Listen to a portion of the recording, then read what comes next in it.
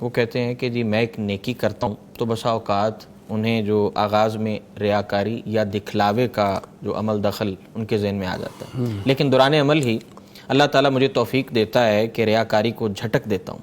اب میرا سوال یہ ہے کہ میرا یہ عمل ضائع ہو جائے گا یا پھر ریاکاری جھٹک دینے اور اخلاص کی طرف پلٹ آنے کے سبب مجھے میرے اس عمل کا ثواب ملے گا؟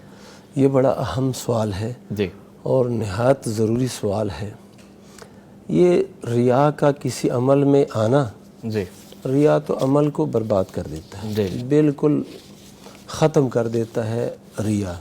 جی اور اللہ سبحانہ و تعالیٰ نے وہ حدیث مبارک ہے صحیح مسلم میں آئی ہے کہ میں تمام شریکوں سے سب سے زیادہ غنی ہوں۔ جی جی اور جو بندہ ایک عمل کرتا ہے اور غیر کو بھی اس عمل میں شریک کرتا ہے، کر لیتا ہے، میں اسے بھی چھوڑ دیتا ہوں اور اس حصے کو بھی چھوڑ دیتا ہوں۔ جی بہر صورت یہ جو ریاکاری والی صورت ہے نا، اس کی صورتیں عموماً دو بنتی ہیں، دو بنتی ہیں، بلکہ تین بنتی ہیں۔ ایک صورت یہ ہے کہ یہ جو عمل ہے نا، یہ عمل اس کے اندر انقطاع نہیں ہے، شروع سے آخر تک ایک عمل ہے۔ مثلا نماز ہے، بندہ نماز پڑھتا ہے، اب شروع میں یہ ریاکاری کا عنصر شامل ہو جائے، ریا آ جائے، درمیان میں آ جائے، آخر میں آ جائے، تمام صورتوں میں یہ عمل برباد ہے، برباد ہے، کیونکہ اس عمل کی اجزاء نہیں ہے، ایک ہی عمل ہے۔ تو اس ایک عمل کی وجہ سے جہاں پر بھی ریا کا یہ سلسلہ شروع ہو جائے گا، عمل برباد ہو جائے گا۔ اچھا، ایک یہ صورت۔ دوسری صورت یہ ہے کہ وہ عمل جو ہے نا اجزاء والا ہے، حصوں والا ہے۔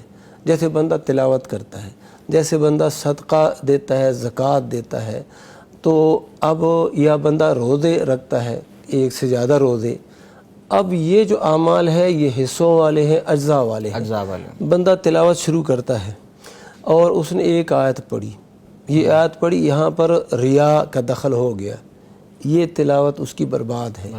لیکن اس ایک آیت کے بعد دوسری آیت جب وہ پڑھ رہا ہے، اس کے بعد والے حصوں کی تلاوت کر رہا ہے، اب وہاں پر یہ ریا ختم ہو گیا، یہ اللہ کی طرف متوجہ ہو گیا، اور جو ہے اس نے خالص اللہ کے لیے عمل شروع کر دیا، یہ عمل اس کا قبول ہے، یہ عمل اس کا قبول ہے، کیونکہ یہ ذو اجزاء ہے۔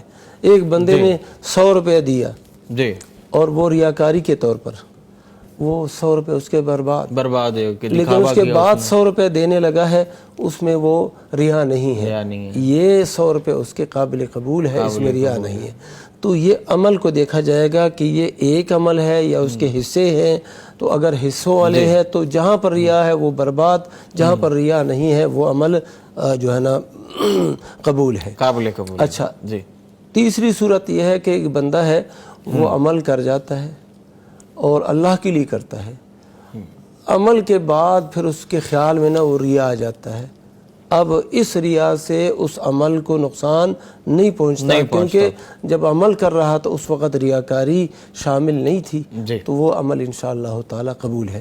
ایک اور بات بھی میں یہاں پہ کہوں کہ بعض اوقات یہ ہوتا ہے ایک عمل وہ اس میں ریا نہیں ہوتا، ریاکاری نہیں ہوتی، ہم سمجھ رہے ہوتے ہیں کہ یہ ریاکاری ہے۔ کسی عمل کو اچھا سمجھنا، بندے کا دل خوش ہو جانا کہ میں یہ کر رہا ہوں، اور اس پر وہ خوش ہو جاتا ہے، اس کا دل باغ باغ ہو جاتا ہے، یہ ریاکاری نہیں ہے، یہ تو اپنے نیکی پر نہ بندے کو خوش ہونا ہے۔